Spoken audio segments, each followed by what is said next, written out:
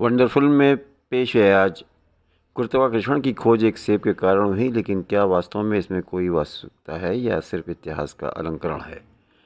हम बचपन से पढ़ते आ रहे हैं, सुनते आ रहे हैं कि कैसे न्यूटन एक पेड़ के नीचे बैठा था और एक सेब उसके सिर पर गिर गया, जिसने उसे कारण जानने के लिए मजबूर किया और अंत में गुरुत्वाकर्षण की खोज की।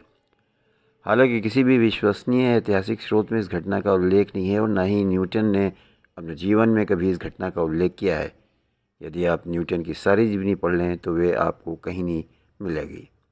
गिरते हुए सेब का जिक्र सबसे पहले न्यूटन के दोस्त विलियम स्टैकले ने 1792 में अपनी किताब में किया था, जो मूल रूप से उसके दोस्त की जीवनी थी। वे लिखते हैं कि गुरुत्वाकर्षण का विचार न्यूटन के दिमाग में तब आया जब वो चिंतन की स्थिति में थे और तभी एक सेब सर पर गिर गया। इतिहासकारों का कहना है कि उसने सेब को गिरते हुए देखा होगा और फिर उसके बारे में सोचना शुरू कर दिया होगा, लेकिन न्यूटन के समय के इतिहास में कहीं नहीं ऐसा है कि ये सेब उसके सर पर गिरा और गुरुत्वाकर्षण को खोज लिया गया। धन्यवाद।